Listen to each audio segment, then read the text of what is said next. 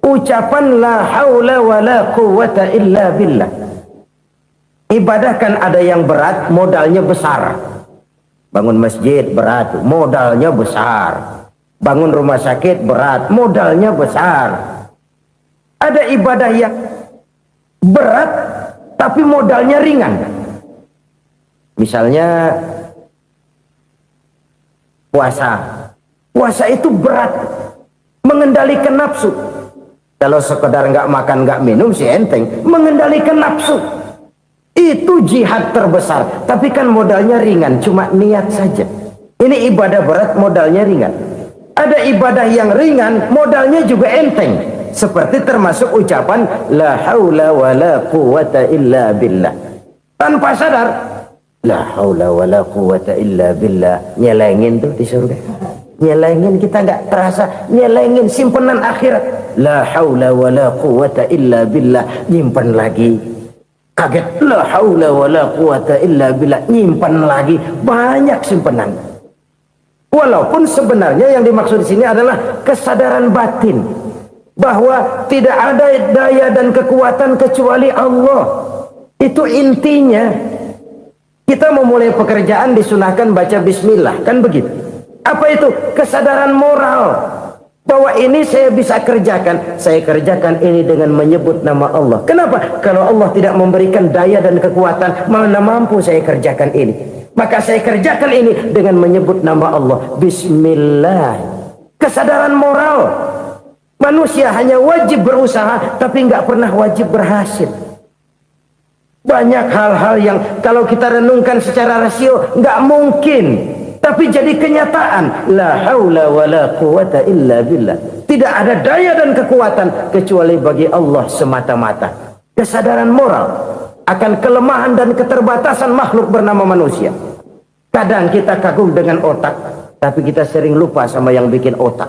Padahal bagaimanapun hebatnya otak, yang bikin otak pasti lebih hebat dari otak. Selalu berusaha menyimpan sesuatu yang bisa membawa manfaat, baik untuk dirinya, untuk anak cucunya, maupun untuk keluarganya, untuk masa kini dan masa depannya. Kadang simpanan itu berbentuk uang, kadang berupa tanah, lain saat berbentuk pabrik, dan lain sebagainya. Sementara masa depan yang paling pasti adalah akhirat. Jika untuk masa depan dunia kita rela memeras keringat, membanting tulang, pergi pagi dan pulang petang, menyimpan uang, menyimpan tanah, menyimpan pabrik, pernahkah kita merenung jika satu saat kiamat datang, kita dibangkitkan dari kubur masing-masing, berdiri di padang mahsyar untuk mempertanggungjawabkan seluruh kegiatan hidup kita di dunia ini. Lalu kita akan menuju ke alam akhirat. Sudahkah kita mempunyai simpanan untuk akhirat kita? Pada pertemuan kali ini saya ingin menyampaikan sebuah hadis di mana Rasulullah sallallahu alaihi wasallam bersabda, arba'un min kanzil jannah. Simpanan sorga ada 4 macam. Yang pertama, ikhfa'us sadaqah, menyembunyikan sedekah. Saudara-saudara kaum muslimin, sebagaimana yang kita maklum bahwa Allah subhanahu wa ta'ala melebihkan sebagian rezeki dari kita terhadap yang lain. Ada yang kaya, ada yang setengah kaya, ada yang miskin, ada yang setengah miskin, dan selanjutnya. Ada yang gajinya kecil tapi penghasilannya gede. Ada yang penghasilannya gede tapi nggak punya gaji. Ada juga yang memang gajinya gede dan penghasilannya gede. Kelebihan rezeki merupakan sunnatullah dan tidak harus membuat kita merasa lebih dari yang lain. Bahkan sebaliknya, kelebihan itu harus membuat kita ringan tangan untuk menolong mereka yang memang memerlukan pertolongan. Kalau saudara diberikan ilmu, maka pertanyaan akhirat cuma satu. ilmumu kau amalkan untuk apa? Kalau saudara diberikan umur yang panjang, pengadilan akhirat juga bertanya satu, umurmu kau habiskan di mana? Tapi kalau saudara diberikan harta, pengadilan akhirat akan bertanya dua, hartamu kau dapat dari mana, kau belanjakan kemana? Dari mananya ditanya, dan kemananya juga ditanya. Oleh karena kita akan dimintakan pertanggungan jawab, maka amanah yang bernama harta ini harus kita gunakan dengan sebaik-baiknya. Ada penggunaan yang merupakan kewajiban, itu zakat namanya. Ada penggunaan yang sewaktu-waktu, itu infak namanya. Ada yang lebih sewaktu-waktu lagi, dan itu sedekah namanya. Zakat dia terikat oleh haul dan nisab, oleh putaran batas waktu dan ukuran dari harta itu sendiri. Sedangkan infak terikat oleh situasi dan kondisi perekonomian seseorang. Sedangkan sedekah tidak terikat dengan apapun. Dalam kondisi seperti apapun kita bisa melakukan sedekah dengan yang terkecil sekalipun.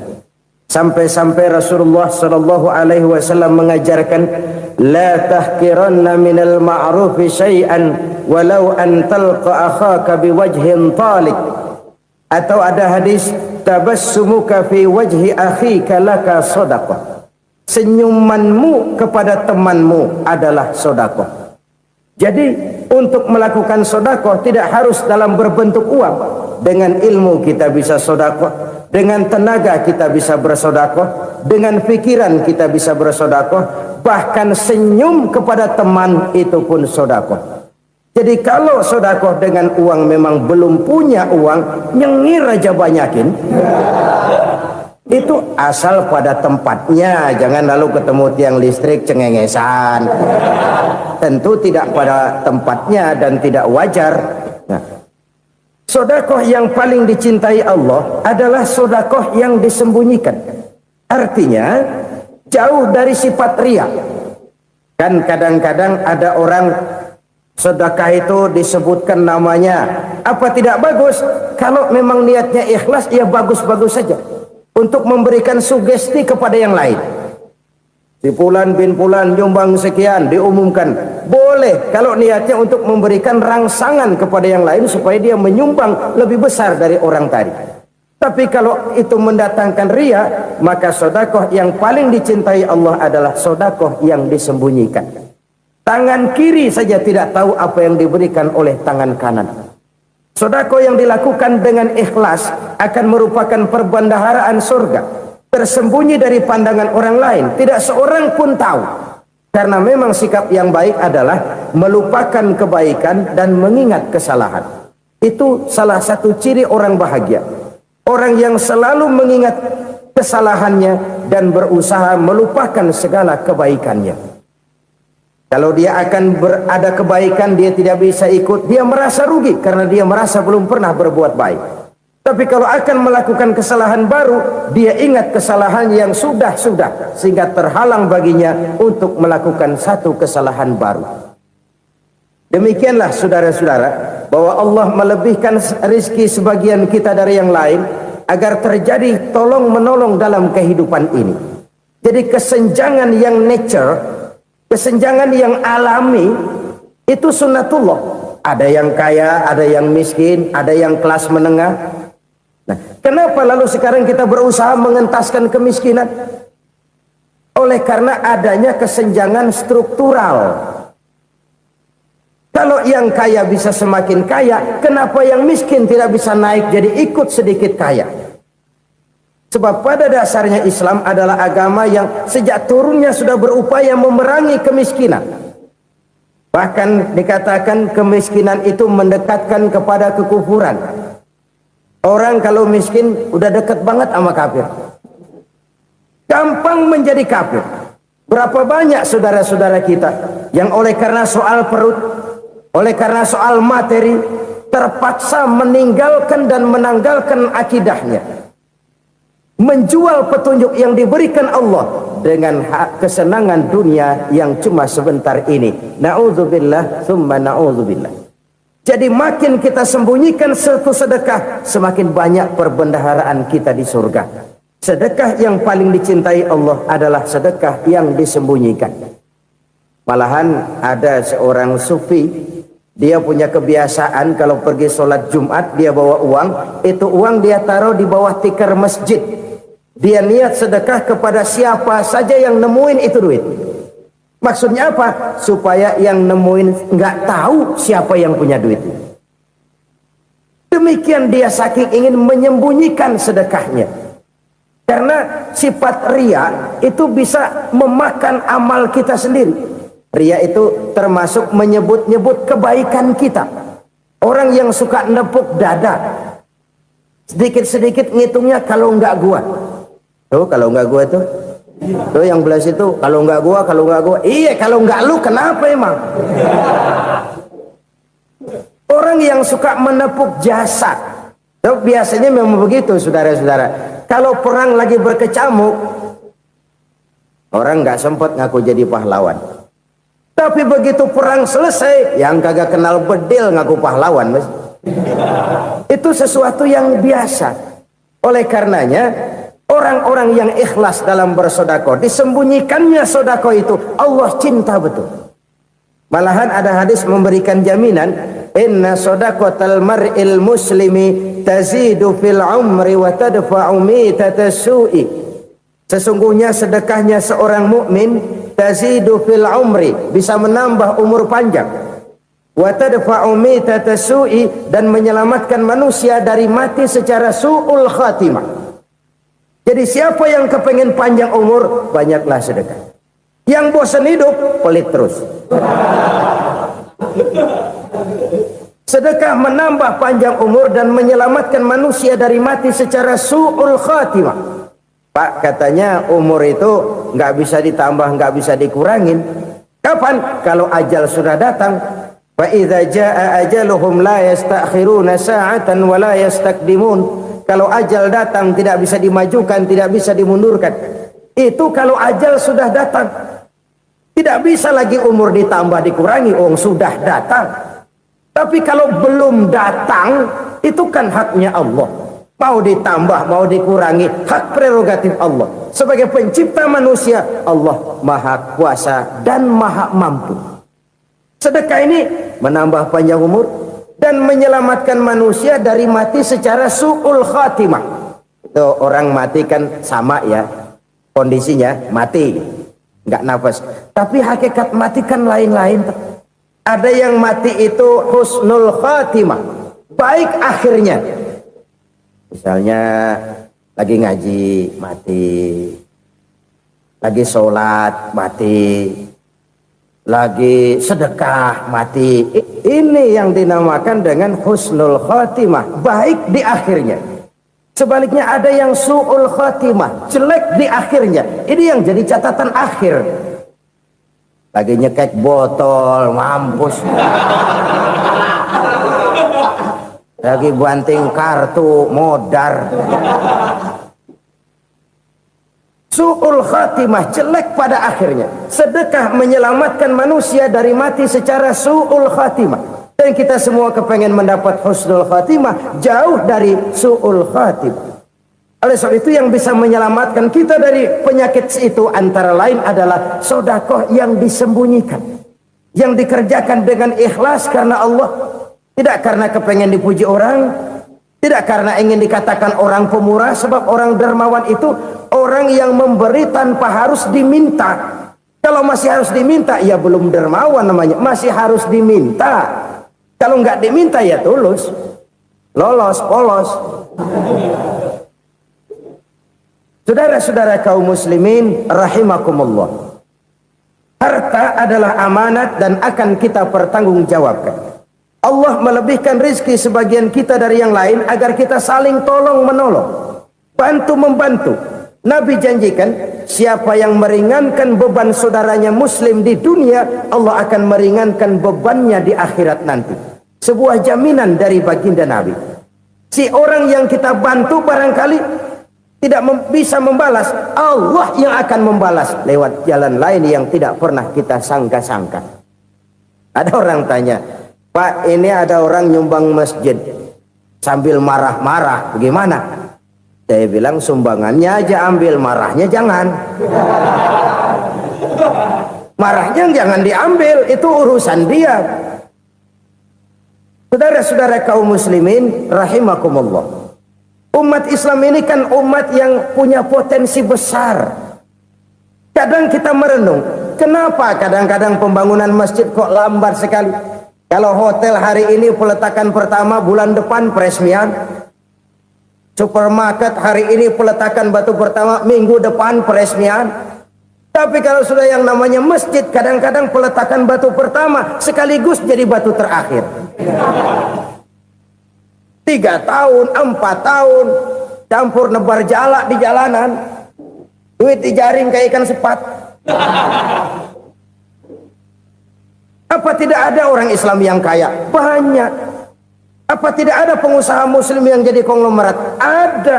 Lalu yang belum banyak itu yang komit terhadap nilai-nilai agamanya. Akhirnya kita jatuh jadi umat yang lemah. Belum ada pengusaha konglomerat muslim buka pabrik supermi cap beduk misalnya umpamanya atau pabrik kecap cap sorban supaya identitas keislamannya sedikit kelihatan. Kita jatuh jadi umat yang lemah karena potensi tidak terinventarisir dengan baik. Kita ini ibarat kompor yang cuma matengin nasi orang lain. Potensi kita dimanfaatkan oleh orang lain. Ukhuwah Islamiyah kita baru terbatas kepada silaturahmi. Ukhuwah di bidang ekonomi kita lemah, ukhuwah di bidang kebudayaan kita lemah, apalagi ukhuwah di bidang politik kita lebih rapuh lagi. Padahal ukhuwah itu adalah totalitas kehidupan manusia, menyangkut ipolexosbud, memerlukan nilai-nilai ukhuwah. Jadi oleh karena itu mari kita menyadari di dalam harta kita, walaupun kita yang cari, pergi pagi, pulang sore, peras keringat, banting tulang, di sana ada harta anak yatim. Di sana ada hak masjid. Di sana ada hak pesantren. Di sana ada hak jihad. Berbahagialah seseorang apabila dia oleh Allah dijadikan keran. Keran itu menyimpan air, tapi tidak untuk dirinya, tapi disalurkannya kepada mereka yang memang memerlukannya. Saudara-saudara kaum muslimin rahimakumullah, ini yang pertama. Jadi perbendaharaan surga adalah menyembunyikan sedekah.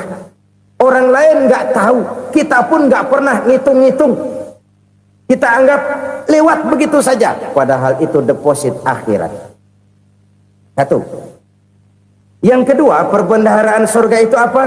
Wa kitmanul musibah, menyembunyikan kesulitan. Kadang orang takut menghadapi kesulitan. Tapi makin kita merenung, hidup ini kan sebenarnya urusan. Takut sama urusan ya jangan hidup. Tandanya orang hidup itu kalau punya urusan. Urusan melupakan problem. Problem sering menimbulkan kesulitan. Kesulitan bukan untuk ditakuti, tapi untuk diatasi dan dicarikan jalan keluarnya. Siapa sih orangnya yang nggak pernah sulit-sulit? Makin tinggi status sosialnya, makin gede urusannya. Makin tinggi kualitas imannya, makin berat tingkat kesulitannya. Cuma memang yang namanya enak itu seperti pelangi. Biang lala itu nggak pernah di atas kepala kita, di atas kepala orang melulu. Lo sih enak lo, kata kita. Dia juga bilang yang enak kan lo. Pelangi itu nggak pernah di atas kepala kita. Kata tukang beca, aduh enak ya naik Mercy. Kata tukang beca, apa yang di dalam mobil Mercy? Aduh enak bener tukang beca, di jok ngeringkuk ngorok pulas bener. Saya kamar pakai AC sejuk, tempat tidur sutra empuk, alga spring bed, kulak kulik nggak bisa pulas kalau belum minum Valium, belum tidur. Enak bener tukang beca, di jok ngorok nggak tahu wetan kulon. Si tukang beca bilang yang di Mercy enak, yang di Mercy bilang tukang beca enak. Inilah enak, nggak pernah di atas kepala kita, di atas kepala orang lain melulu enak itu. Nah saudara-saudara, yang merupakan perbendaharaan surga itu orang yang bisa menyembunyikan kesulitan, baik pribadi ataupun rumah tangga. Nih terutama rumah tangga yang jadi soalnya. Kadang-kadang kita ini kalau senang, sebaliknya kalau senang kita diam, kalem aja, cuek. Banyak banget duit kita bawaan, diam aja udah. Malah ketemu orang takut. Tapi begitu susah, sekampung tahu. Padahal Nabi mengajarkan perbendaharaan surga itu menyembunyikan musibah, menyembunyikan kesulitan. Kalau enak, cerita sama orang-orang. Kalau nggak enak, rasain sendiri, tekan sendiri, atasin sendiri. Kita kan sebaliknya. Senang kita diam, asal lagi susah, paling tidak kita nyari teman buat cerita kesusahan. Siapa orangnya yang nggak pernah susah? Cuma soalnya bagaimana kita mengatasi kesusahan itu sendiri. Begitu juga misalnya kalau orang sudah berumah tangga, itu orang tuanya harus menjadi tempat dia cerita yang enak-enak saja. Yang nggak enak rasain berdua, selesaikan berdua, atasin berdua. Jangan dibalik. Asal senang diam, giliran susah aja. Maknya laporan. Terbalik. Bisa menjaga security informasi. Maka nama bayam keluar diam, malah seluitan. Enak amat lo makan daging ayam. Security informasi. Saudara-saudara kaum muslimin rahimakumullah. Ujian yang terberat itu yang pernah diberikan kepada para nabi, para rasul, para aulia, para ulama. Makin tinggi keimanan, makin berat bentuk kesulitan. Ayo saya kemukakan satu contoh saja. Ada seorang nabi yang kaya, nabi kaya, namanya Nabi Ayub. Iblis kalau orang begini kan keki, ibadahnya rajin, kaya. Nih yang kayak begini susah digodain. Kalau ibadahnya rajin, miskin, kali bisa disogok. Sini imannya mantap, ibadahnya rajin, kaya, nabi lagi. Oh, tapi namanya iblis, nggak kurang akal. Laporan, Tuhan, kenapa iblis? Ya ini bahasa saya, bahasa Qurannya sih nggak gitu. Itu hambamu yang namanya Ayub, dia rajin ibadah cuma karena dikasih kaya aja. Coba kasih miskin dia, berhenti dia sembahyang. Ah, kamu bisa aja. Saya tahu Ayub itu hambaku yang ikhlas. Saya buktiin Tuhan, silahkan. Dibuktiinlah, iblis turun ke alamin. Yang mula-mula dia lakukan, dia rusak sawah ladang Nabi Ayub. Dia binasakan binatang ternak Nabi Ayub. Sehingga dalam waktu singkat, jatuhlah Nabi Ayub dari orang paling kaya jadi orang paling miskin. Beliau masih ibadah di mihrab dalam masjid. Datang iblis. Saudara Ayub, ya, lagi ngapain? Ibadah. Nyembah Allah, nyembah Allah. Oh, percuma. Kenapa? Tuhan yang ente sembah nih, dia udah bikin miskin ente. Sawah ladang ente hancur lebur, binatang ternak binasa. Sekarang ente jadi orang paling miskin. Ngapain nyembah Tuhan kayak begitu? Tekor. Udah berhenti dah ibadah, berhenti ibadah. Ini iblis sama Tuhan laporannya lain, yang dikerjakan kepada Nabi Ayub juga lain. Benar begitu iblis, kata Nabi Ayub. Iya, sawah ladang saya habis, buras. Binatang ternak saya binasa, binasa. Saya miskin, bangpak. Apa jawab Nabi Ayub? Bukan innalillahi, ya, ini hebat. Alhamdulillahillazi a'tani wa akhza minni. Segala puji bagi Allah yang telah memberikan harta kepada saya dan sekarang mengambilnya lagi. Alhamdulillah. Allah yang ngasih, Allah yang ambil. Itu mah urusan Allah. Iblis cuman ibadah jalan terus, sujud lagi Nabi Ayub. Iblis seleher gondok banget. Dasar Nabi nggak mempan dia apa-apain. Miskin malah alhamdulillah. Allah yang ngasih, Allah yang ambil. Jadi kalau kita tidak komit, kita tidak terikat kepada kaya, miskin, senang, susah, apa yang bisa bikin kita susah? Jadikan kekayaan, kemiskinan, jadikan senang, susah sebagai anak buah yang bisa kita atur. Jangan kekayaan ngatur kita, jangan kemiskinan ngatur kita. Kita yang harus mengatur mereka. Senang, susah, kaya, miskin, bahagia, sengsara, jadikan itu anak buah yang bisa kita atur. Kalau sekarang kita kaya, lain saat boleh jadi kita miskin, semiskin-miskinnya. Allah yang ngasih, Allah yang ngambil. Tenaga mana yang bisa menghalangi? Ibadah jalan terus. Iblis makin gondok. Dasar nabi loh. Akhirnya apa? Nabi Ayub dikerjain, diberikan penyakit. Demikian fatal penyakitnya.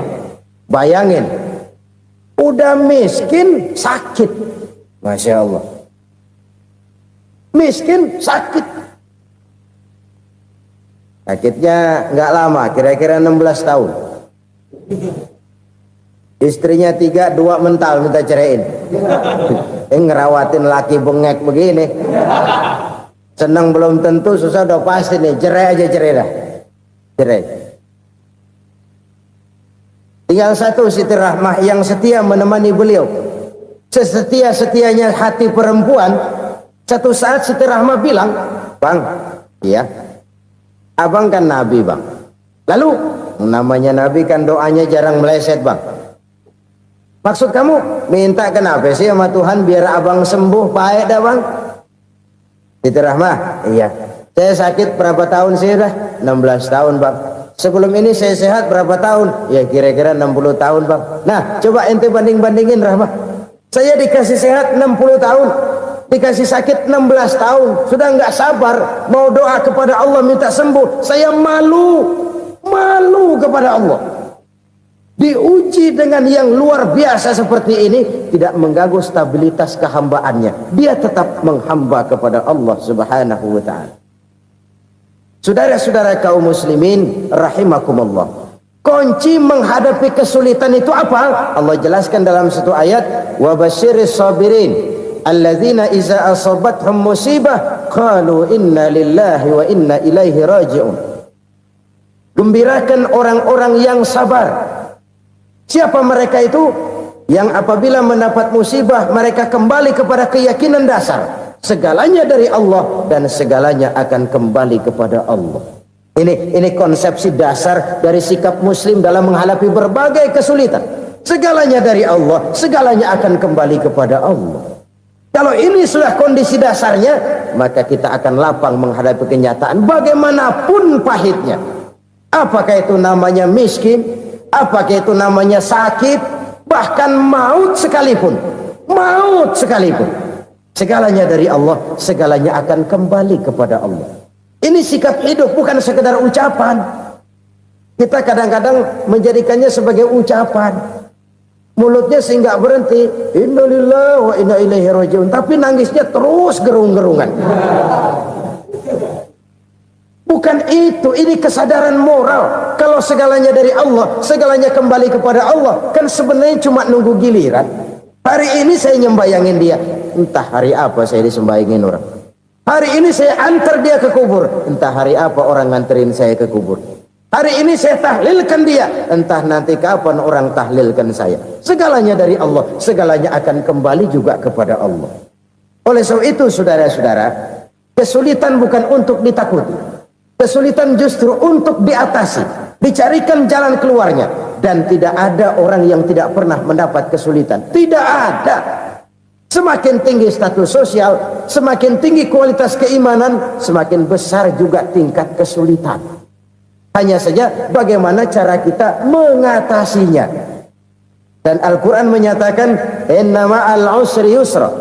Di balik kesulitan itu pasti ada kemudahan. Roda itu berputar. Karena itu Rasulullah sallallahu alaihi wasallam mengingatkan kepada kita, ta'arraf ilallahi firraha ya'rifka fisyiddah. Ingatlah kepada Allah di waktu kamu senang, supaya Allah ingat kepada kamu di waktu kamu susah. Kalau waktu senang kita ingat kepada Allah, kita susah, Allah tidak akan meninggalkan kita. Tapi kalau waktu senang kita jauh dari Allah, sujud tidak sempat, dengan masjid jauh, ketika senang kita lupakan Allah. Nanti begitu kita susah, Allah lupakan kita. Dan itu menyakitkan. Oleh karena itu orang-orang tua kita dulu bilang, kalau lagi sehat ingat-ingat lu bakal sakit nanti. Kalau lagi kaya ingat-ingat satu saat kita bakal jatuh miskin. Bahkan kalau lagi muda ingat-ingat kita bakal tua. Dan yang terpenting kalau lagi hidup ingat-ingat kita bakal mati. Saudara-saudara kaum muslimin rahimakumullah. Jadi yang kedua yang merupakan perbendaharaan surga, menyembunyikan musibah. Saudara-saudara kaum muslimin rahimakumullah. Hal ketiga yang merupakan perbendaharaan surga adalah wasilatur rahmi. Orang yang suka bersilaturahmi. Sebagaimana yang kita maklum bahwa manusia adalah makhluk yang disebut zon politika. Makhluk sosial yang tidak mungkin hidup sendiri-sendiri. Betapa dan siapapun kita memerlukan orang lain. Bodoh betul manusia kalau tinggal di tengah masyarakat tapi tidak mau bermasyarakat. Merasa hebat sendiri, pinter sendiri, gagah sendiri, kaya sendiri. Mungkin kalau mati juga ngubur sendiri. Jangankan kita di sini, di sorga saja Nabi Adam waktu sendirian bengong melulu, mondar mandir. Allah tegur dam sepi dam. Jadi ini kalau bahasa saya, iya Tuhan sepi ini nggak ada coret-coretan pisan ini. Diciptakan Siti Hawa baru anteng Nabi Adam. Itu di sorga. Cobalah. Umpamanya saudara tinggal di Jakarta nih. Kayak bener. Apaan aja di Jakarta punya saudara dah. Jembatan Semanggi ambil. Monas buntel bawa pulang. Hotel-hotel ambil semua. Cuman tinggal di Jakarta sendirian, apa enaknya? Betapa dan siapapun kita perlu orang lain. Tidak ada seorang pun yang bisa memenuhi kebutuhan hidupnya secara sendiri-sendiri. Nah, Islam telah menyelamatkan manusia dari ras diskriminasi. Mengikat manusia dengan persaudaraan yang berlandaskan kepada akidah. Karena itu dianjurkan bersilaturahmi. Bahkan Nabi menyatakan, man arada ayyubsata lahu fi rizqihi wa yunsa'a fi atharihi falyasil rahimah. Siapa yang kepengen diluaskan rezekinya dan dipanjangkan usianya, banyaklah ia bersilaturahmi. Siapa yang kepengen dimudahkan rezekinya, hendaknya ia banyak bersilaturahmi. Kalau banyak teman, kesulitan kan paling tidak ada tempat cerita. Udah susah, sendirian kita pikirin diri, nggak ada tempat tukar pikiran. Cepet banget sama bengek. Dilawan sendiri.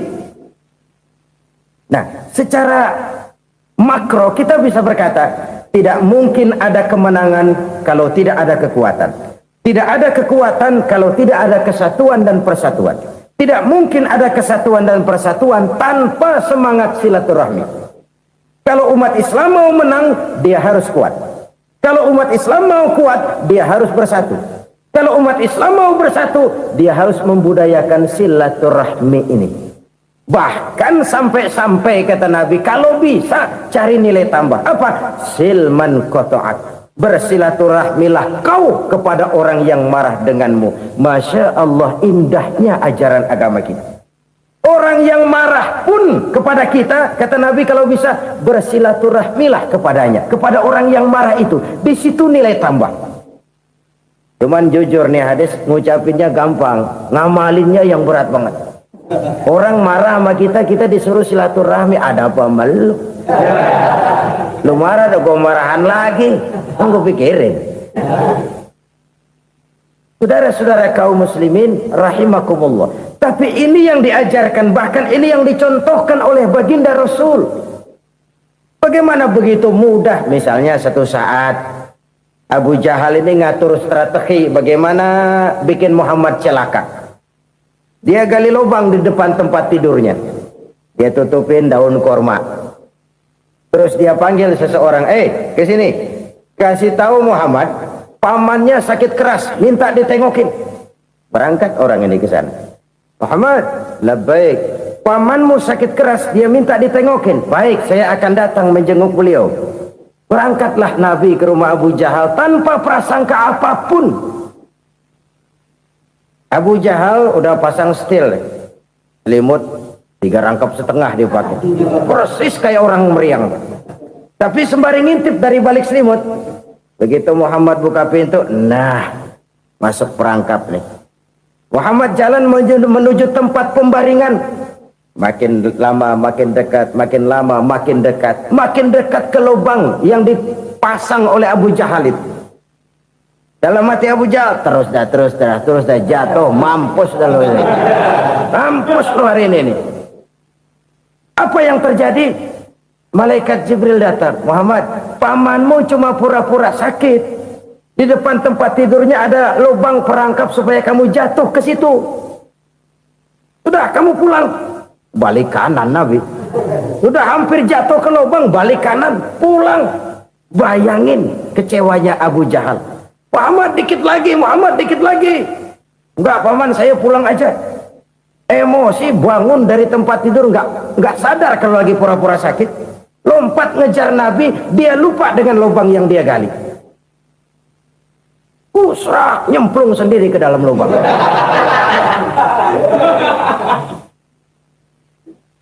Nabi terus berlalu. Ini terjadi keanehan. Jatuh ke lubang yang dia gali itu sebenarnya nggak terlalu dalam ya, antara 3-4 meteran lah. Tolong saya jatuh ke lubang ini. Datanglah pelayan-pelayannya itu. Angkat saya dari sini. Oh, yang ngulurin tambang. 1 gulung, belum juga nyampe itu tambah.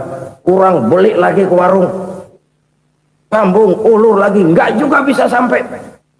Wah, ini kerjaan Muhammad ini. Tolong, siapa salah seorang kamu ke rumah Muhammad, kasih tahu encangnya kecebur. Minta ditolongin. Sampaikan kepada Rasul. Kenapa? Pamanmu jatuh ke lubang, Muhammad minta tolong diangkatin. Tambang udah nyambung-nyambung nggak nyampe juga. Ya, nanti saya datang, saya tolong. Coba.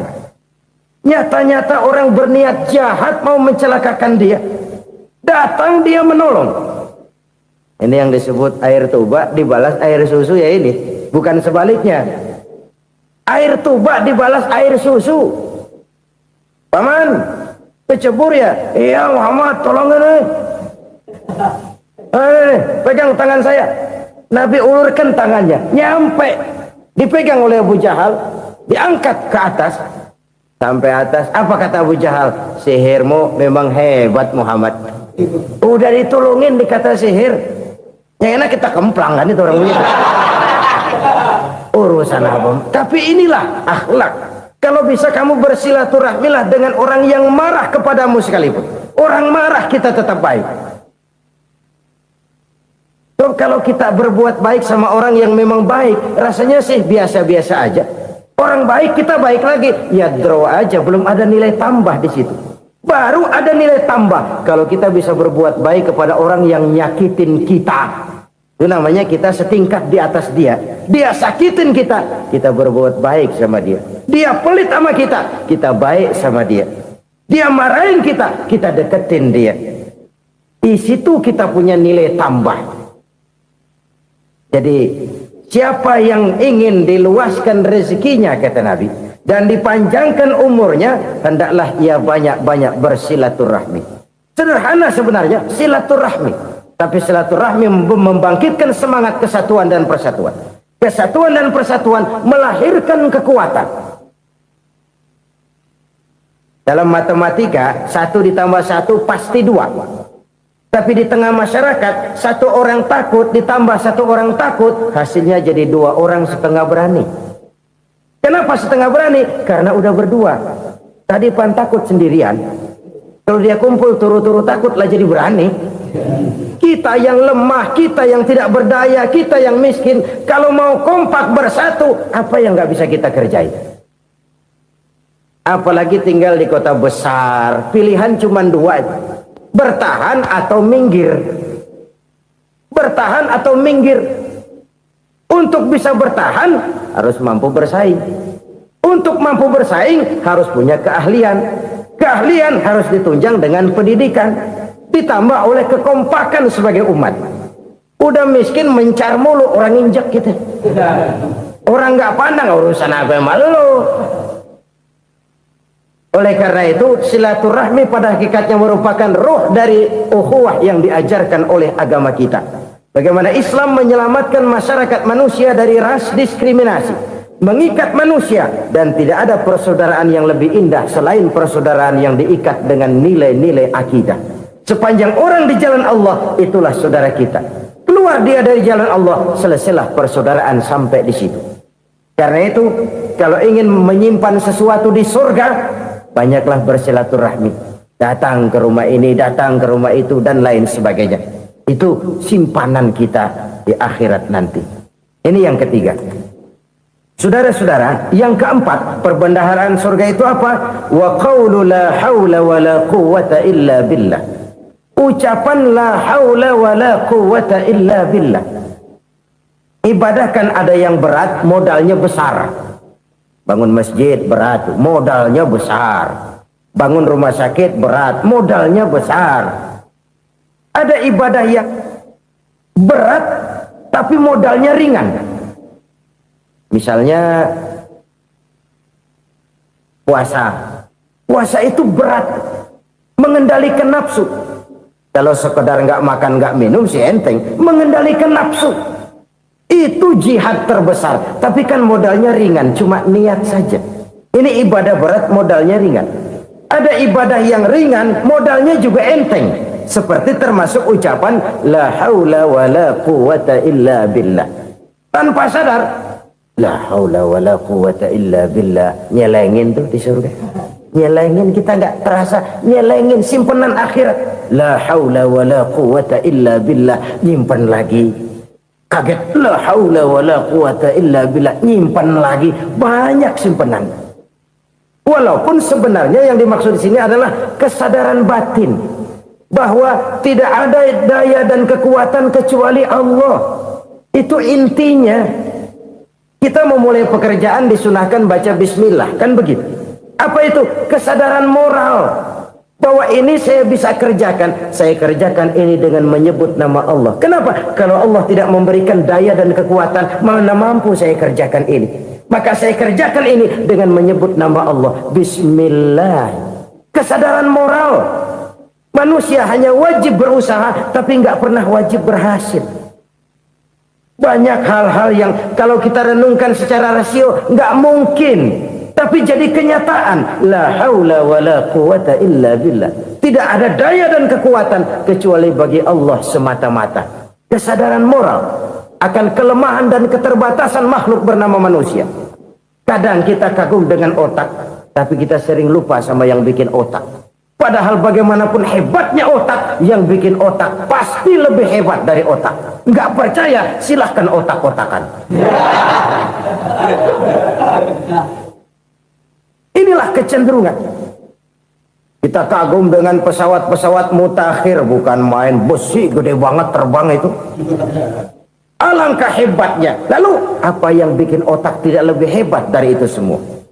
Kita puji laut, apa yang bikin laut tidak lebih hebat dari laut itu? La haula wa la quwwata illa billah. Tidak ada daya dan kekuatan kecuali Allah. Apa yang bisa kita lakukan? Kalau tidak karena daya dan kemampuan yang diberikan oleh Allah kepada kita. Lahirlah sikap tawadu, rendah hati. Tidak melonjak menjadi angkuh dan sombong. Sadar akan kelemahan dan keterbatasan diri. Sebagai makhluk yang diciptakan oleh Allah subhanahu wa ta'ala. Jadi satu sisi ini ucapan yang berpahala. La haula. Jadi wiridan. Pada sisi lain ini kesadaran moral. Sikap mental, kesadaran batin bahwa yang punya daya dan kekuatan itu cuma Allah. Kita nggak pantas untuk sombong, sebab sombong itu pakaiannya Allah. Kita nggak sedang pakai pakaian Allah, kegedean. Dan makin kita renungi, makin terbentur. Apa sih yang bisa kita sombongin? Kita mau sombong apa? Kayak pintar, itu kan semua relatif. Di atas langit masih ada langit lagi. Jadi oleh karenanya, marilah kita menyadari Manusia hanya wajib berusaha, tapi tidak pernah wajib berhasil. Yang berusaha saja tidak wajib berhasil, apalagi yang tidak berusaha. Islam bukan agama orang pemalas yang selesai sholat lalu endelohom, enggelenggem ayem-ayem. Tapi Islam bukan agama orang sombong yang setelah berusaha lalu tidak memerlukan Allah. Kita bisa saja bikin proyeksi, tahun sekian kita bakal panen besar menurut perhitungan otak. Tapi ada kejadian lain. Apa? Tikus ngambek. Habis itu dimakanin tikus, panen gagal. Proyeksi rasional gagal oleh tikus-tikus yang ngambek itu. Bisa saja terjadi. Tahun depan kita panen besar. Urung. Kenapa? Musim panas panjang. Dan sekarang ini koran-koran bikin berita musim mengalami penyelewengan. Bukan cuma manusia yang nyeleweng sekarang. Musim pakai nyeleweng. Mestinya kan musim hujan udah selesai. Masih hujan-hujan juga. Musim. Nah sekarang kita boleh bikin proyeksi. Kita bakal panen besar. Tahu-tahu musim panas panjang. Sawah retak, air kering. Cari teknokrat yang paling botak. Suruh pendekin tuh musim panas. La haula wa la quwata illa billah. Inilah kesadaran moral. Saudara, saya teringat satu saat ada seorang konglomerat. Umurnya ya kira-kira 70-an. Satu saat dia ditanya oleh wartawan, "Pak, umur Bapak berapa sih?" "Ya paling 10 tahun." 10 tahun? 10 tahun? Anak Bapak berapa orang? Aduh. Satu saja? Satu. Harta Bapak berapa? Ya paling-paling bangsa 7 juta kali. 7 juta? Iya. Pak, kenapa Bapak bohongi saya? Bapak punya buku biografi. Koran-koran, majalah-majalah banyak memuat cerita riwayat hidup Bapak. Saya tahu umur Bapak 70. Kenapa bilang cuma 7 tahun? Saya tahu anak Bapak 8. Kenapa cuma bilang 1? Saya tahu harta Bapak miliaran, mungkin triliunan, pabrik di mana-mana, bank di mana-mana. Kenapa bilang uang Bapak cuma 7 juta? Nah, kata si konglomerat tadi, kamu benar nak, kamu benar. Umur saya kalau jumlahnya memang 70 nak. Cuman ingat-ingat saya, baru 7 tahun terakhir ini saya sujud. Baru 7 tahun terakhir ini saya berusaha dekat dengan Allah. Saya laksanakan perintahnya. Saya jauhi larangannya. 7 tahun inilah rasanya yang ada nilainya di hadapan Allah. Yang 63 tahun matong, kelabu, kelem umur gue. Habis untuk maksiat, untuk munkarat. Maka ketika ditanya tadi, umur saya 7 tahun itu. Oh begitu Pak. Oh iya. Lalu anak Pak. Anak Bapak kan 8. Kenapa bilang cuma 1? Nah, kalau jumlah hitungannya memang anak saya 8. Tapi dari 8 orang ini rasanya cuma 1 nih. Yang bakal jadi buah hati, belahan jantung. Pelanjut cerita, penerus sejarah. Bakal jadi anak soleh yang akan mendoakan saya. Cuma 1 rasanya anak saya ini yang bakal jadi buah hati saya. Besar-besaran saya. Yang akan mendoakan di kubur saya. Yang akan mendoakan di akhirat saya. Yang 7 orang mana? Masya Allah, yang atu tenggeng, yang atu nyekek botol lolo, yang atu nggak karu-karuan. Makanya saya bilang 1 anak saya yang akan bisa mendoakan saya. Oh begitu Pak. Iya. Nah harta Pak, harta Bapak kan triliunan. Pabrik Bapak di mana-mana. Uang Bapak hampir di tiap bank-bank besar. Kenapa bilang cuma 7 juta? Betul kau nak. Harta saya kalau jumlahnya memang miliaran, triliunan mungkin. Tapi yang saya ingat baru 7 juta tuh yang saya belanjakan di jalan Allah. Saya nyumbang masjid, saya santuni yatim piatu, saya bantu pembangunan pesantren, saya bantu pembangunan rumah sakit Islam. Itu yang akan saya bawa pulang ke akhirat, yang 7 juta itu. Yang triliunan itu nanti akan diperebutkan oleh anak-anak saya sebagai waris saya. Jadi harta saya 7 juta itu yang bakal nemenin saya di akhirat. Yang akan saya bawa pulang jadi teman saya. Saudara-saudara kaum muslimin, jangan-jangan orang tua itu adalah kita-kita ini. Jangan-jangan Kita-kita ini adalah orang tua itu. Jangan-jangan itu potret dari diri kita masing-masing. Dari sekian umur yang diberikan Allah, berapa tahun yang ada nilainya di hadapan Allah? Dari sekian anak-anak yang merupakan amanah, berapa yang akan mendoakan kita sebagai orang tuanya menjadi anak soleh? Dari sekian banyak harta yang diberikan Allah, berapa yang akan kita bawa pulang menghadapnya nanti, yang kita belanjakan di jalan Allah? Ini sebuah potret kehidupan. Karena itu kita kembali kepada la haula wa la quwwata illa billah. Kita wajib berusaha, kita wajib berikhtiar. Selebihnya segala daya dan kekuatan hanya milik Allah saja semata-mata. Satu kesadaran batin dari setiap pribadi muslim. Setelah ia berusaha dan berikhtiar, ia menyerahkannya kepada Allah Subhanahu wa ta'ala. Jadi satu sisi ini merupakan wiridan ucapan yang mengandung pahala, pada sisi lain ini merupakan sikap batin dari seorang muslim di dalam ia menghadapi realitas kehidupan ini. Saudara-saudara kaum muslimin rahimakumullah, kalau ini kita jadikan satu basis kehidupan, maka ini akan menyelamatkan manusia dari kemungkinan tergelincir menjadi orang yang lupa diri dan lupa darat. Sebab itu Imamul Ghazali berpesan, jadidis safinah fa innal bahra amiq wa khuziz zad fa inna safara ba'id wa khaffifil hamla fa innal hamla sadid. Perbarui selalu kapalmu karena lautan sangat dalam. Bawa bekal yang banyak karena perjalanan ini sangat jauh. Ringankan beban karena kebanyakan beban akan menyakitkan. Alangkah indah kalimat ini, alangkah dalam makna yang terkandung di sana. Perbarui selalu kapalmu karena lautan sangat dalam. Apa artinya ini? Jaga mentalmu baik-baik. Pelihara imanmu baik-baik karena hidup penuh cobaan seperti lautan. Kita kalau berlayar di lautan kan kadang-kadang tenang, angin bertiup sepoi-sepoi basah. Jika malam datang, bintang gemintang bertabur menghias cakrawala. Rembulan memantulkan sinarnya dengan indah. Dalam keadaan begitu berlayar enak. Tapi lain saat ombak menggunung, halilintar menyambar, angin topan bertiup. Berapa banyak sudah saudara-saudara kita yang tenggelam di lautan dunia tanpa sadar bahwa dia belum sampai kepada pantai yang akan dituju. Berapa banyak saudara-saudara kita yang tenggelam di lautan dunia ini tanpa sempat bangkit lagi. Dia menyangka sudah sampai kepada tujuannya. Hati-hati kapal jangan sampai bocor karena lautan sangat dalam. Iman ini jaga baik-baik karena hidup penuh dengan ujian. Wa khuzizat fa inna safara ba'id. Bawa bekal yang banyak karena perjalanan sangat jauh. Saudara mau ke Bandung, bawa duit. Saudara mau ke Surabaya, banyakan lagi duitnya. Saudara mau ke Mekah, gepokan, iketan tuh duit, nggak lembaran lagi.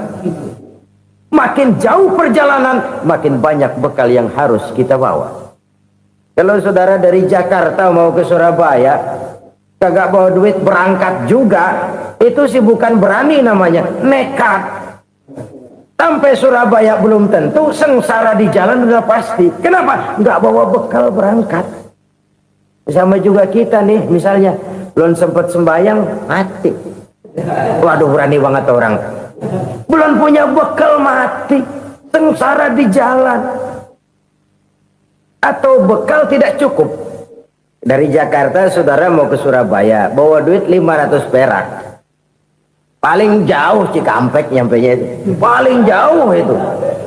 Antara jauhnya perjalanan dengan bekal yang saudara bawa tidak seimbang. Hidup ini perjalanan panjang.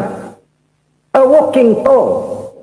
Dimulai dari alam arwah. Sebelum jasad diciptakan, roh diciptakan lebih dulu.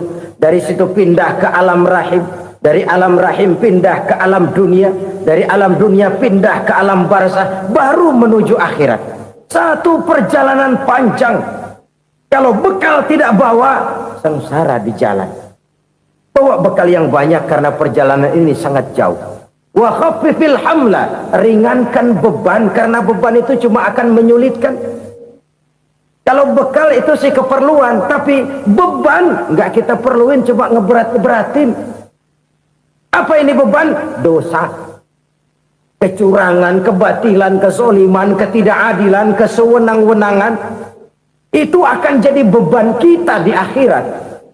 Alangkah celakanya, perjalanan panjang, bekal tidak bawa, beban kelewat banyak, alamat sengsara di jalan. Pahala tidak ada, dosa berlipat ganda. Na'udzubillah, summa na'udzubillah. Kalau kita rangkum nasihat Al-Ghazali dengan kisah si konglomerat tadi, kita akan mengambil kesimpulan. Pertama, bekal terbaik dalam menghadapi gejolak kehidupan ini tidak lain adalah iman.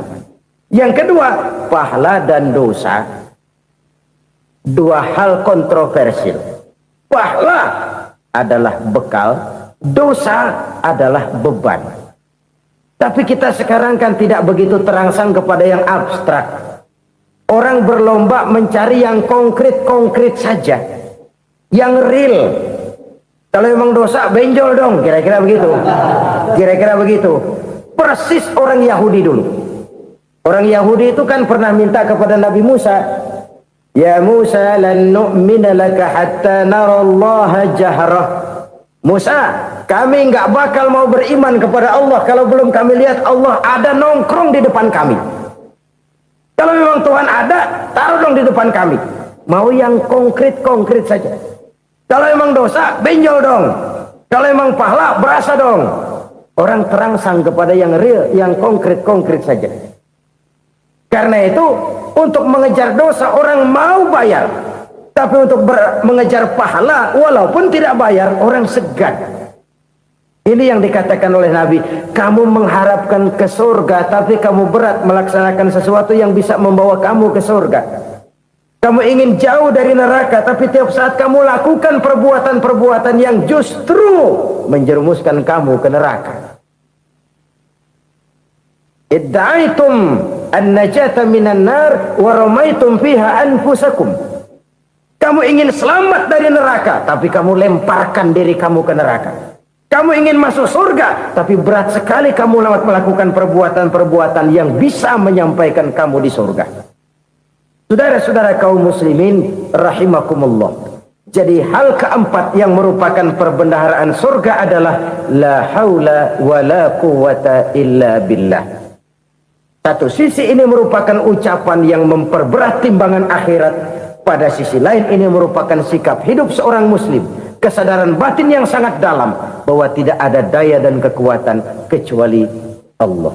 Dan itu kita simbolkan pada saat memulai pekerjaan dengan Bismillah, dengan menyebut nama Allah. Satu kesadaran moral, saya hanya bisa melakukan ini karena diberikan daya dan kekuatan oleh Allah. Lahirlah sikap tawadu, rendah hati, tidak melonjak menjadi angkuh dan sombong. Saudara-saudara, sampai sini dulu jumpa kita kali ini. Semoga 4 perbendaharaan surga ini dapat kita lakukan, yang kelak akan merupakan bekal kita di kemudian hari. Dari penganut setiap agama untuk berpendapat bahwa hanya agamanya sajalah satu-satunya agama yang benar. Keyakinan seperti ini wajar. Keyakinan seperti ini normal, biasa, dan memang seharusnya. Tetapi keyakinan seperti ini pun bukan merupakan satu keyakinan yang harus ditudingkan keluar, tetapi lebih banyak ditujukan ke dalam, dengan tujuan pertama untuk meningkatkan keimanan umat. Kalau seseorang sudah memiliki keyakinan bahwa hanya agamanya sajalah satu-satunya agama yang benar, saya yakin orang seperti itu akan konsekuen dalam kehidupan beragama. Tapi kalau dia berkeyakinan bahwa semua agama adalah benar, akhirnya ia akan berpendapat juga bahwa semua agama adalah sama. Kalau semua agama dipandangnya sebagai sama, maka tidak jadi soal benar baginya agama mana saja yang dianutnya. Kalau perlu agama diperlakukan seperti baju, bosan ganti, jenuh tukar, dan begitu selanjutnya. Maka akan lahirlah sikap ngambang dalam kehidupan beragama. Yang kedua, keyakinan seperti ini lebih bersifat untuk menjaga orang dalam jangan sampai keluar, bukan untuk memaksakan orang luar untuk ke dalam. Agama adalah soal keyakinan, dan keyakinan tidak bisa dipaksakan. Keyakinan mungkin bisa ditekan, tapi satu hal yang jelas, keyakinan tidak mungkin bisa dipaksakan. Oleh karena itu, etika dakwah dalam Islam adalah bagaimana mengislamkan orang Islam, bukan mengislamkan orang di luar Islam. Sebab sejauh ini kewajiban para mubalik hanyalah untuk menyampaikan Islam dan bukan mengislamkan orang. Kalau kita telusuri sejarah, kita akan melihat kenyataan ini. Apakah Nabi Nuh misalnya tidak ingin agar putranya Kan'an jadi orang beriman saja? Ingin sekali Nabi Nuh itu. Atau apakah Nabi Ibrahim juga tidak ingin agar orang tuanya yang bernama Azar jadi orang beriman saja?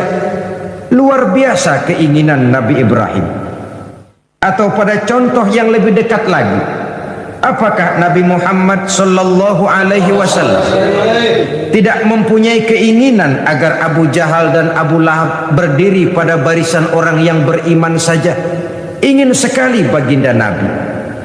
Kalau sejarah kemudian menceritakan kepada kita, Kan'an putra Nabi Nuh berdiri dalam barisan orang-orang kafir, Azar bapak Nabi Ibrahim malah menjadi produsen berhala, sedangkan Abu Jahal dan Abu Lahab habis-habisan menentang, menghalangi, memfitnah, bahkan berusaha menghancurkan perjuangan Nabi. Itu seluruhnya merupakan indikasi kita hanya wajib untuk menyampaikan Islam. Sedangkan seseorang akan Islam atau tidak, itu sepenuhnya berpulang kepada hidayah dari Allah Subhanahu wa ta'ala. Kalau keyakinan ini kita tudingkan keluar, lalu berupaya menarik orang luar agama Islam ke dalam Islam, akan timbullah benturan-benturan.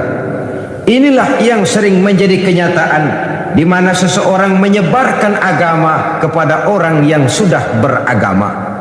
Timbullah hal-hal yang tidak kita inginkan.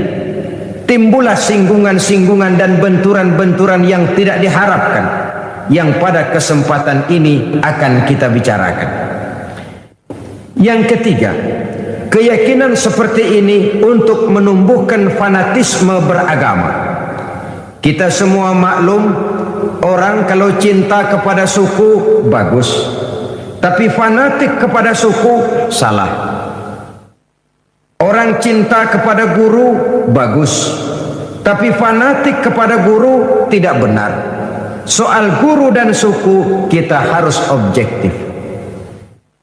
Orang cinta kepada agama bagus, orang fanatik kepada agama merupakan bagian daripada kehidupan beragama.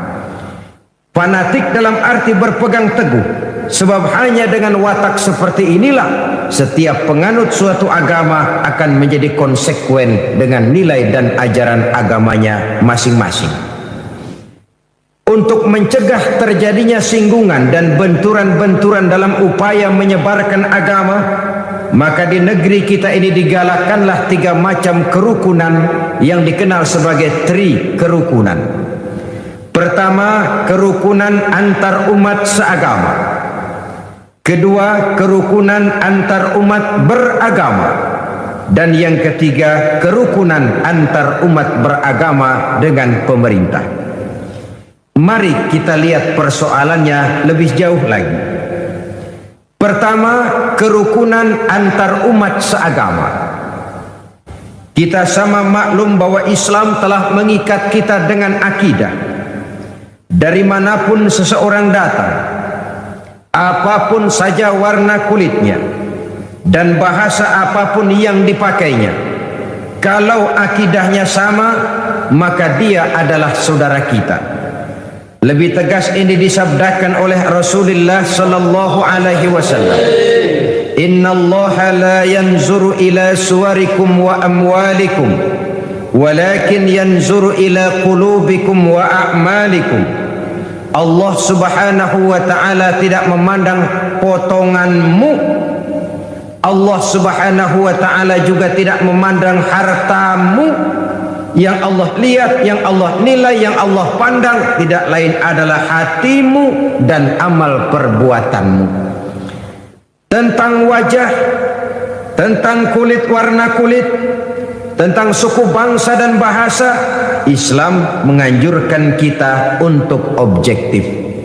Ini yang orang sering katakan, walaupun keluar dari dubur ayam, kalau memang telur, ambil.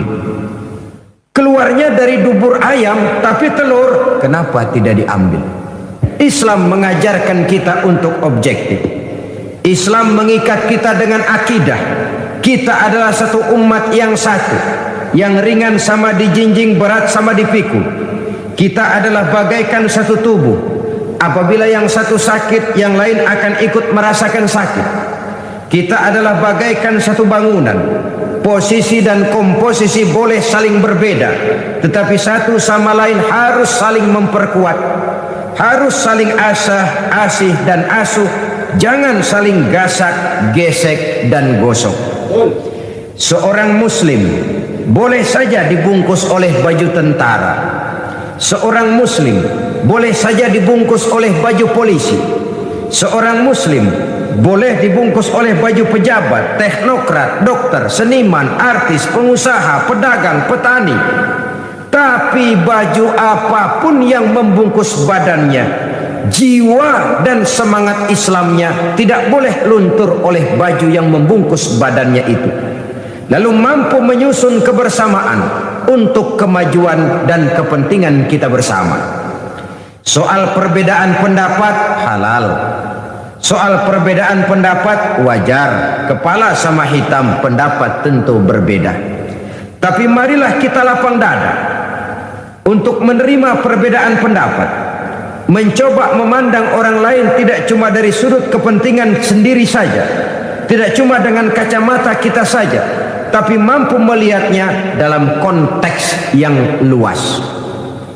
Hanya dengan demikian kita akan menjadi arif, menjadi bijaksana di dalam memberikan penilaian dan tidak terjebak kepada sudut pandang kita sendiri saja. Saudara-saudara kaum muslimin rahimakumullah, sudah lewat masanya kita umat Islam berkotak-kotak karena hal-hal kecil yang tidak prinsip. Sudah lewat masanya kita bertengkar karena hal-hal kecil yang menyangkut soal-soal teknis. Sudah datang waktunya kita menyusun soft yang lebih lurus. Oleh karena tantangan-tantangan yang akan kita hadapi jauh lebih berat dari yang sudah kita lalui.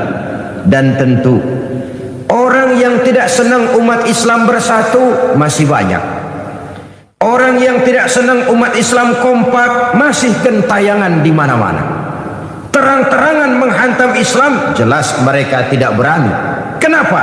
Ada satu modal positif dari kita umat Islam, yaitu fanatisme agama. Artinya, walaupun konsep agama tidak dilaksanakan, tapi kalau jihad dan berjuang untuk agama, dia mau berkorban nyawa.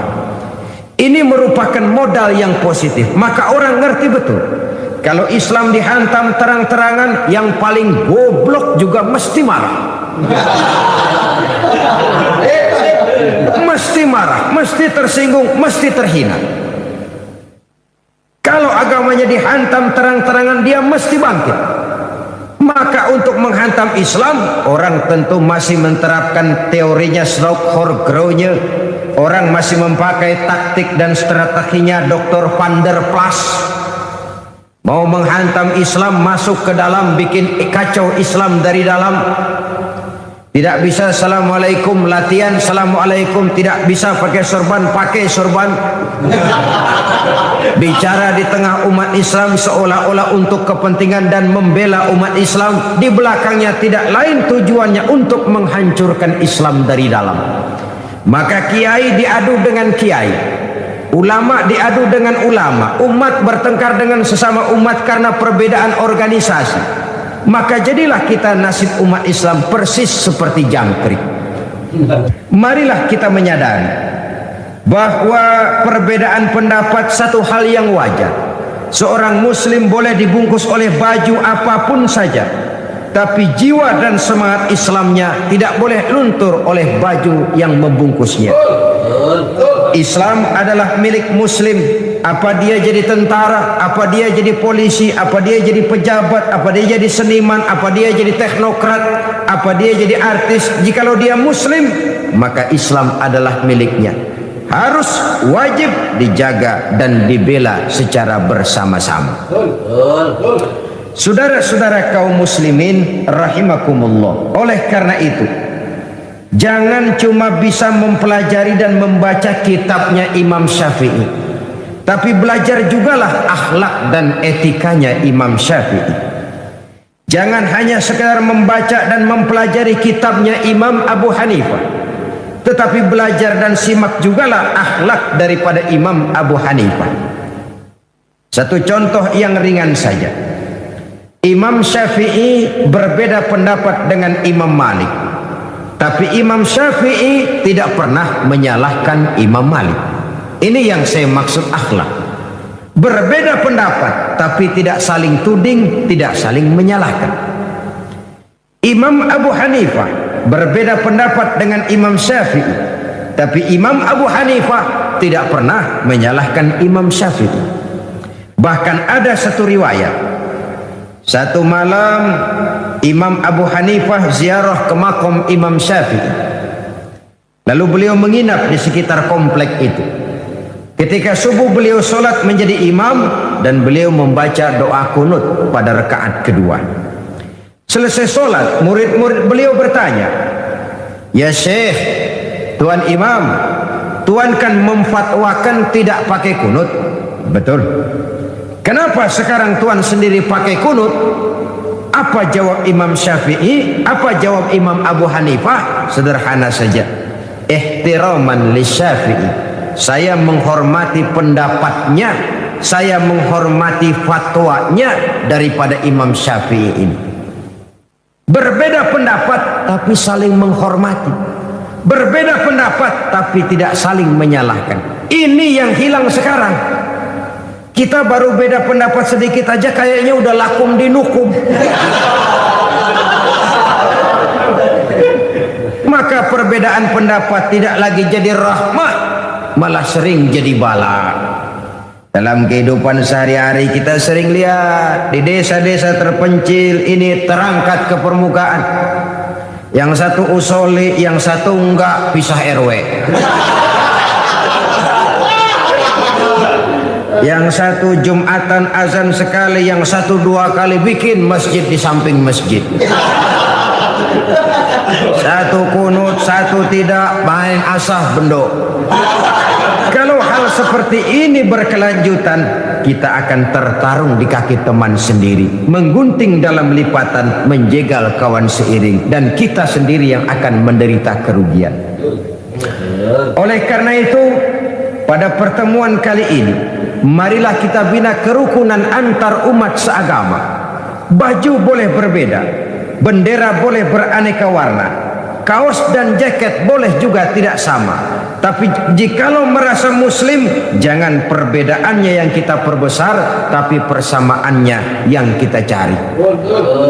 Hanyalah jikalau kita rukun, kompak, guyup dan bersatu, saya yakin kita akan bisa berbuat lebih banyak, baik untuk kepentingan agama, bangsa dan negara yang sama-sama kita cintai ini.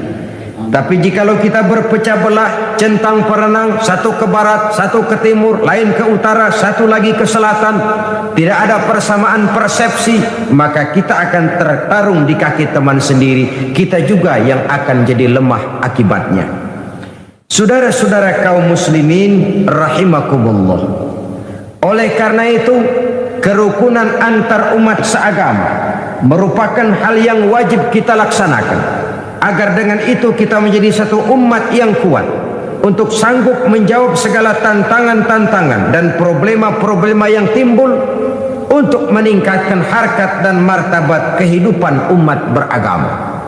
Bahwa kita punya keyakinan Islam tinggi, tidak ada yang lebih tinggi lagi daripada Islam, itu benar. Yang salah kalau itu sekadar kita jadikan apologi, sekadar untuk teriak-teriak membanggakan diri tanpa kita mau melihat apa yang kenyataan di dalam kehidupan kita sebagai umat.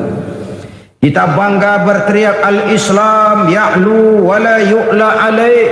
Islam itu tinggi dan tidak ada yang lebih tinggi lagi daripada Islam. Kalau soal Islamnya jelas, tapi kalau sudah bicara soal umatnya, kita ini kayak orang main layangan. Layangannya tinggi kelik di mana-mana, yang mainin tetap aja di bawah. Padahal kita tidak ingin bernasib seperti orang main layang-layang.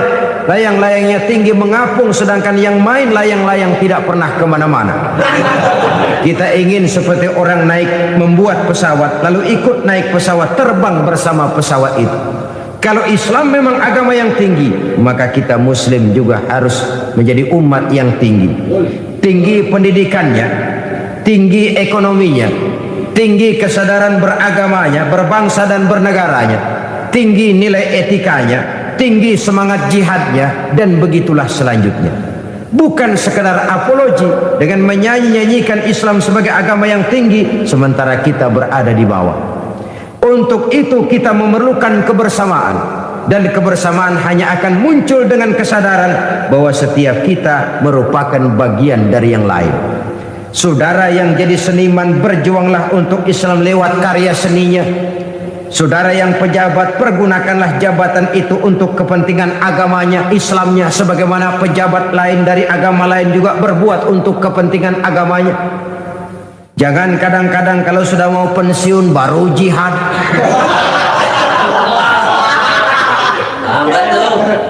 Walaupun terlambat lebih baik daripada tidak sama sekali, tapi kan akan lebih baik lagi kalau tidak terlambat. Justru kalau mau berbuat untuk kepentingan agama, jangan nunggu sampai pensiun. Ini yang sering terjadi. Kalau sudah pensiun, tanda tangan udah kagak laku, memo udah nggak dihargain, pengaruh sudah nggak ada, baru mau jihad. Ngomongnya hebat, segala macamnya hebat. Kemarin kemana?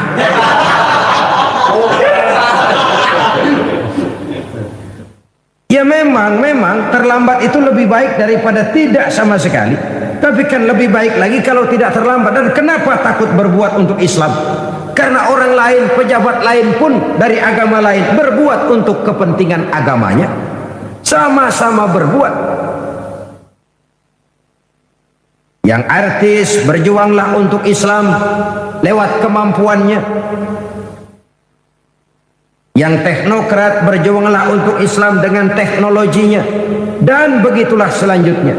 Jikalau setiap kita berpikir bagaimana kita menghidupkan nilai-nilai Islam ini, saya yakin dengan kebersamaan, maka nilai-nilai Islam akan lebih berkibar dan berkobar di bumi pertiwi yang kita cintai ini.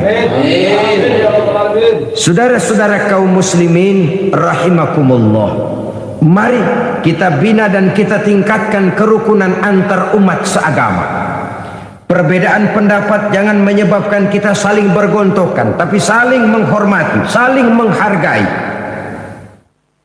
Ketegangan-ketegangan yang ada jangan kita tambahkan lagi. Bahkan persamaannya lah yang harus kita cari, dan bukan perbedaannya yang kita besar-besarkan. Mari kembali kepada kesadaran Islam telah mengikat kita dengan tali akidah. Wa'tasimu bihablillahi jami'an wa la tafarraqu. Berpegang teguhlah kamu kepada tali Allah, kepada Islam ini, kepada Al-Quran ini, dan jangan kamu berpecah belah, jangan kamu bercerai-berai. Quran tidak melarang kita berbeda pendapat, hadis tidak melarang kita berbeda pendapat. Baik Quran maupun hadis sama-sama melarang kita berpecah belah. Di dalam satu hadis Nabi memberikan peringatan tegas sekali.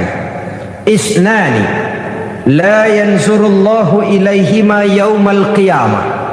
Ada dua golongan manusia yang di hari kiamat nanti tidak akan dipandang oleh Allah Subhanahu wa taala.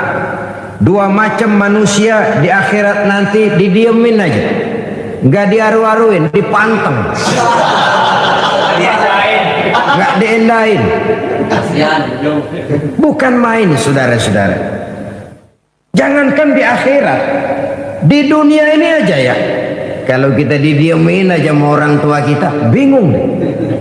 Didiemin aja sama mertua, bingung. Bingung. Ini orang tua maunya apa, Bu? Ya kalau salah ditegur, kalau perlu diadili, diadili. Ini nggak didiemin aja, bingung. Apalagi itu di dunia, apalagi di akhirat. Sedangkan di akhirat nanti kan orang kan tumben ke akhirat kan. Belum pernah ada sebelumnya yang ke sana. Sudah ke akhirat baru pertama kali. Untuk seterusnya sampai sana nggak ada yang ngaruin, didiemin aja. Ya Allah, alangkah malangnya. Siapa mereka itu? Pertama kata Nabi, orang yang didiamkan saja oleh Allah itu qati'ur rahim, orang yang suka memutuskan silaturahmi, orang yang suka marah-marahan. Sakit palanya kalau nggak marahan sama orang. Saudara-saudara kaum muslimin rahimakumullah, ini kan simbol orang yang nggak mau rukun, orang yang nggak mau bersatu, merasa hebat kalau bisa ngantem orang lain, walaupun dia sendiri sebenarnya barangkali tidak lebih baik dari yang dihantemnya. Sebab biasanya maling ayam merasa hebat kalau berhadapan dengan maling kambing. Itu biasa. Dia nggak merasa bahwa dia nyolong ayam. Wah, si ayam nggak apa-apa kecil, no, kambing no. Maling kambing akan merasa dirinya benar kalau berhadapan dengan maling kebo. Jadi kalau kita melihat kesalahan orang lain, kita sering lupa dengan kesalahan yang kita lakukan. Disinilah rahasia Nabi berpesan, tuba liman saghalahu aibuhu an uyubin nas.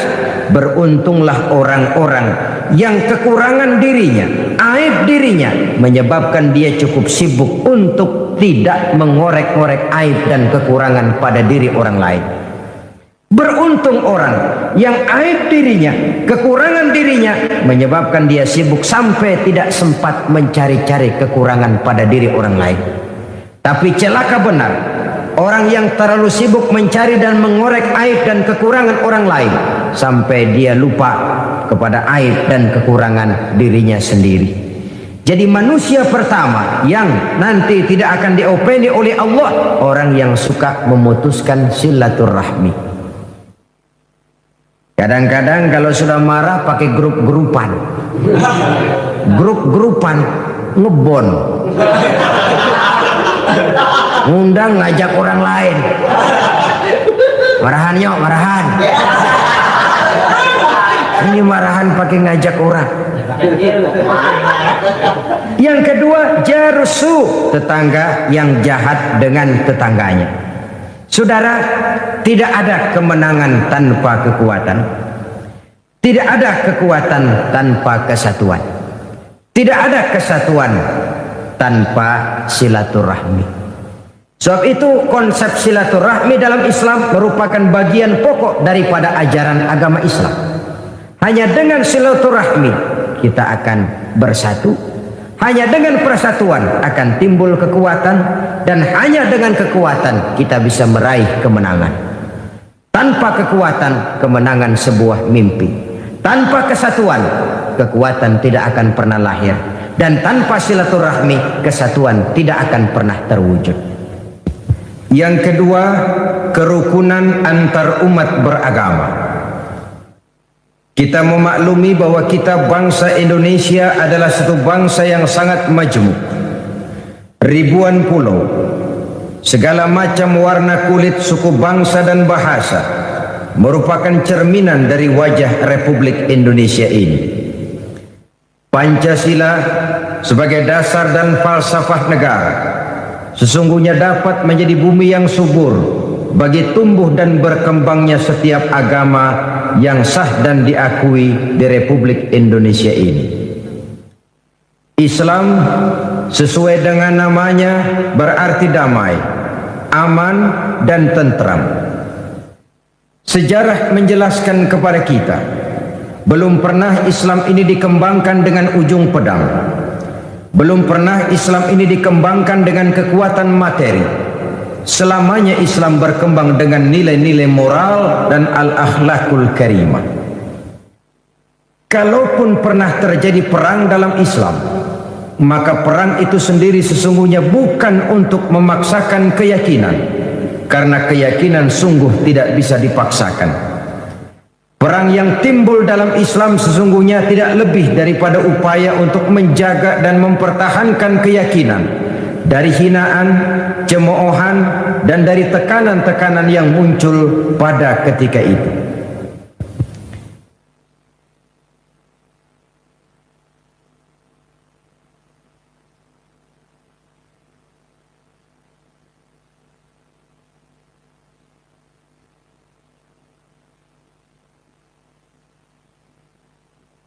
Saudara-saudara kaum muslimin rahimakumullah.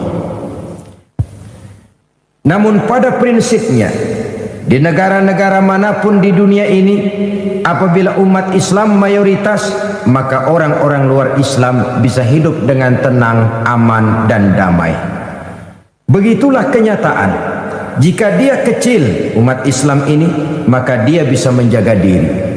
Dan jika dia besar, maka dia bisa mengayomi. Kecilnya bisa menjaga diri, besarnya bisa melindungi. Sebaliknya, kalau kecilnya saja sudah kurang ajar, apalagi gedenya, bajingan. Lah orang kalau kecil saja belagu-lagu, apalagi udah gedenya, kan logika begitu. Masih kecil udah berani kurang ajar, apalagi gedenya yang kereng itu. Itu logika mengajarkan begitu. Dimanapun saja umat Islam itu, kalau dia berjumlah sedikit, dia bisa jaga diri. Tapi kalau dia berjumlah besar, dia bisa melindungi. Contohlah misalnya Saudi Arabia, negara Islam, orang luar Islam yang tinggal di luar Mekah, Madinah, dia tinggal di Taif, di Yanbu, di Dhahran, di Jeddah, orang-orang kafir ini hidup dengan tenang, aman, damai, dilindungi undang-undang. Begitu di Mesir, begitu di Malaysia, begitu di Republik Indonesia. Dimanapun saja kalau umat Islam golong. Tetapi kadang-kadang sejarah juga yang menceritakan bahwa kalau kebetulan umat Islam minoritas, nasib mereka menyedihkan, ironi, memilukan, kadang-kadang memalukan. Ini juga merupakan kenyataan daripada sejarah. Oleh sebab itu, untuk mengatur lalu lintas kehidupan beragama, program kerukunan antar umat beragama itu harus berjalan. Saling menghormati, saling menghargai, tapi jangan menyebarkan agama kepada orang yang sudah beragama. Sebab kalau sudah upaya menyebarkan agama kepada orang yang sudah beragama, maka akan timbullah singgungan-singgungan yang sungguh sangat tidak kita harapkan. Maka para ustadz, para kiai misalnya tidak boleh membawa-bawa Quran masuk ke rumah-rumah orang lain agama untuk menyebarkan Islam ini. Sebaliknya orang lain dari agama lain juga tidak boleh masuk ke rumah-rumah orang Islam. Hormatilah orang yang sudah beragama, jangan penganut suatu agama dijadikan sasaran bagi pengembangan agama lainnya. Bahwa setiap kita berkeyakinan semua orang di luar kita adalah tidak benar, wajar. Bahwa kita berpendapat bahwa semua orang di luar kita adalah kafir, pantas. Bahwa kita berkeyakinan bahwa semua orang di luar agama kita tidak ada jaminan masuk surga, wajar. Tapi keyakinan itu harus ditujukan ke dalam, jangan keluar. Kalau sudah keluar, muslim berkeyakinan seperti itu, orang lain dari agama lain berkeyakinan seperti itu, akan terjadilah benturan-benturan di mana kita menyebarkan agama kepada orang yang sudah beragama. Akan timbullah hal-hal yang tidak kita harapkan. Maka toleransi, menjaga kerukunan antar umat beragama ini pun harus ada batas-batasnya. Maka yang diprogramkan betul kerukunan antar umat beragama, bukan kerukunan agama. Agama jelas berbeda, tidak bisa dirukun-rukunkan. Umatnya silahkan. Artinya hal-hal yang menyangkut bidang muamalah, bidang sosial, mari kerjasama. Bangun jalan umum, mari sama-sama. Jaga keamanan bersama, mari sama-sama. Tapi kalau sudah menyangkut akidah, keyakinan, ubudiyah, kembali kepada prinsip yang diajarkan oleh agama masing-masing. Bukankah satu saat Quraisy saking putus asanya pernah mengajak damai kepada Rasulullah Shallallahu Alaihi Wasallam? Sudahlah Muhammad, ini marah-marahan capek juga rasanya nih. Kita baik-baikan aja yuk. Maksudnya bagaimana? Oke deh, sekarang kami menyembah Tuhan kamu, Allah. Besok tapinya gantian, kamu ikut menyembah Tuhan saya, Tuhan kami. Lata, Uzza, Manat, Hubal, itu berhala-berhala di sekeliling Ka'bah. Join, kerjasama, toleransi. Toleransi model ini dijawab oleh Allah Subhanahu wa taala, "Qul ya ayyuhal kafirun la a'budu ma ta'budun." Satu nas yang jelas. Muhammad, katakan kepada mereka, orang-orang kafir, aku tidak menyembah apa yang kamu sembah, kamu pun tidak akan menyembah apa yang kamu sembah. Ditutup dengan satu komitmen, satu statement resmi bahwa bagimu agamamu, bagiku agamaku. Artinya agama ada kaplingnya. Jangan lalu dengan dalih toleransi, menjaga kerukunan, lalu yang dirukun-rukunkan agama yang jelas berbeda itu. Wah, jangan fanatik. Bagaimana musimnya aja. Bagaimana musimnya saja. Lalu semua agama dicampur adukkan. Saudara-saudara kaum muslimin rahimakumullah, kalau soal menghormati orang yang berbeda agama, Islam paling hebat. Begini, orang kafir itu kan ada dua macam. Ada yang disebut kafir zimmi, ada yang dinamakan kafir harbi. Nah, kafir harbi ini semua orang di luar Islam yang kurang ajar kepada umat Islam. Jelas nantang, jelas mengganggu, jelas menghambat. Kafir harbi, halal darahnya. Yang kedua kafir zimmi, ini orang di luar Islam yang hidup berdampingan dengan umat Islam, saling menghormati, saling menghargai. Terhadap orang kafir seperti ini, Nabi pernah memberikan pesan, man aza zimmiyan faqad azani. Siapa yang coba menyakiti orang zimmi, orang kafir yang mau hidup damai dengan umat Islam, itu sama saja dengan menyakiti aku, kata Nabi. Dan siapa yang menjadi menyakiti aku, akulah lawannya di hari kiamat nanti. Artinya hormati.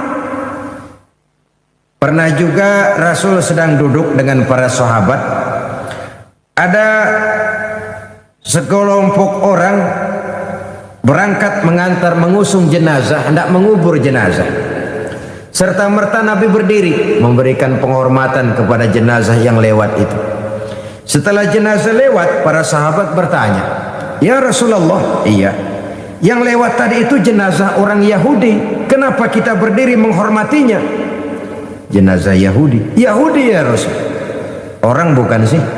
Ya orang, kalau orang mah. Cuman Yahudi. Hormati, kata Nabi. Yang dihormati orangnya, bukan keyakinan. Sudah mati pun dihormati. Konon lagi masih hidup. Tapi jangan lupa, menghormati manusianya tidak sama dengan menghormati agamanya. Jadi oleh sebab itu, dengan dalih apapun, marilah kita bersama-sama berusaha mengekang diri, menjaga kerukunan antar umat beragama. Jangan menyebarkan agama kepada orang yang sudah beragama. Membangun tempat-tempat peribadatan sesuailah dengan kebutuhan umat. Artinya kalau umat Islam di satu kampung cuma 3 orang, tidak usah bangun masjid di kampung itu, mubazir. Yang penting bangun saja, jamaah kan bisa ngebon dari tempat lain. Tidak perlu Muslimnya cuma 3 orang di kampung itu umpamanya, lalu bangun masjid. Tanda tangan orang lain dipalsukan, disuruh ngaku-ngaku Islam atau di-Islam-Islamkan supaya masjid bisa berdiri. Ya tidak benar. Sebagaimanapun juga tidak perlu orang Kristen cuma bertiga di satu kampung lalu bangun gereja di kampung itu. Kan mubazir. Oh, enggak apa-apa, nanti jamaah ngebon dari tempat lain. Akan terjadilah hal-hal yang tidak kita inginkan, timbul reaksi. Kalau sudah timbul reaksi tentu tidak bisa disalahkan, karena memang hal-hal yang seperti itu akan berkembang dan sangat peka sekali. Saudara-saudara kaum muslimin rahimakumullah.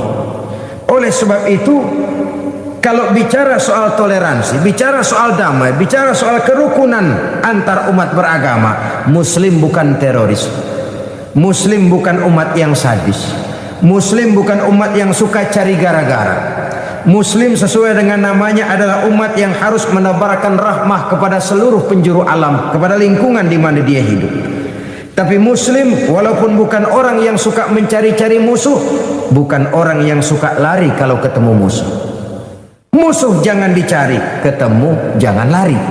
Ini prinsip. Keyakinan tidak bisa dipaksakan, tapi keyakinan juga jangan diganggu-gugat. Untuk sesuatu yang bernama keyakinan ini, orang akan memandang enteng segala resiko.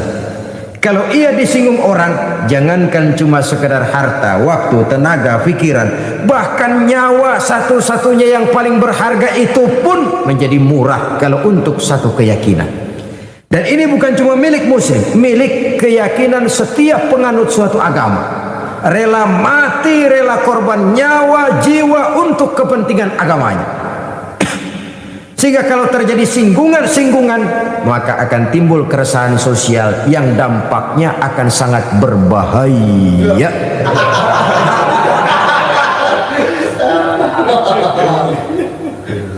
Oleh sebab itulah kita wajib menjaga diri.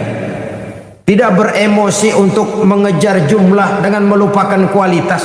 Marilah kita bina umat kita masing-masing. Marilah kita bina ke dalam. Marilah kita menjaga gawang masing-masing. Jangan melakukan serangan ke daerah orang lain walaupun dengan cara yang paling halus. Menolong ya menolong orang, silakan. Membantu petani miskin dengan memberikan supermi, beras, pakaian, obat-obatan, beasiswa, silakan. Dari segi sosial itu baik. Tapi kalau itu cuma sekedar dalih, kalau cuma sekedar alat untuk menyampaikan agama kepada orang yang justru sudah beragama, itu kamuflase yang sungguh sangat berbahaya. Dan saya yakin satu agama yang ditegakkan dengan bujukan-bujukan materi, maka di negara-negara yang tingkat ekonominya tinggi, penduduknya makmur, biasanya agama kayak begitu kagak laku itu. Bisa gulung tikar, makin makmur negara, makin tinggi ekonomi rakyat, makin bangkrut itu agama. Pada tingkat di mana kemakmuran rakyat sudah semakin tinggi, itu agama rasanya bakal gulung tikar. Agama adalah soal keyakinan. Keyakinan itu soal kebenaran, dan kebenaran tentu milik bersama. Kita wajib menjaga kerukunan antar umat beragama dengan menjaga dan menghormati perasaan orang yang sudah beragama. Jangan menyebarkan agama sekali lagi kepada orang-orang yang sudah beragama. Jadi dengan demikian Islam memberikan satu gambaran yang jelas sekali. Mari saling menghormati, mari saling menghargai, mari menjaga kerukunan antar umat beragama. Kita bangsa Indonesia hanya bisa membangun adalah apabila negara kita ini aman. Negara kita ini aman apabila kita berada dalam satu kondisi yang saling menghargai, menghormati, dan menjaga kerukunan antar umat beragama. Saudara-saudara kaum muslimin rahimakumullah. Yang ketiga, kerukunan antar umat beragama dengan pemerintah. Kita semua sama-sama maklum kepada satu peringatan dari junjungan kita baginda Nabi besar Muhammad sallallahu alaihi wasallam, beliau bersabda, adalah dua golongan manusia. Apabila keduanya bisa bekerja sama dengan baik, nikmatlah rakyat. Tapi apabila keduanya tidak bisa bekerja sama dengan baik, maka kiamatlah umat. Keduanya adalah ulama dan umaro. Ulama dan umaro harus bekerja sama. Dan bekerja sama artinya bukan saling memperalat. Ulama bukan alat daripada umaro. Keduanya bekerja sama, keduanya sama membangun, hanya bidang pembangunannya saja yang berbeda-beda. Umaro biasanya lebih cenderung membangun lingkungan hidup manusia. Jalan, komplek perumahan, pusat-pusat perbelanjaan, bangunan fisik sekolah, dan lain sebagainya. Sedangkan ulama biasanya lebih membangun manusianya. Keduanya sama berjasa, keduanya sama berjuang, keduanya pun sama berbuat. Hanya saja umaro biasanya disebut sebagai pemimpin formal dan ulama dinamakan pemimpin non formal. Membangun manusia tidak lebih mudah daripada membangun lingkungan fisik.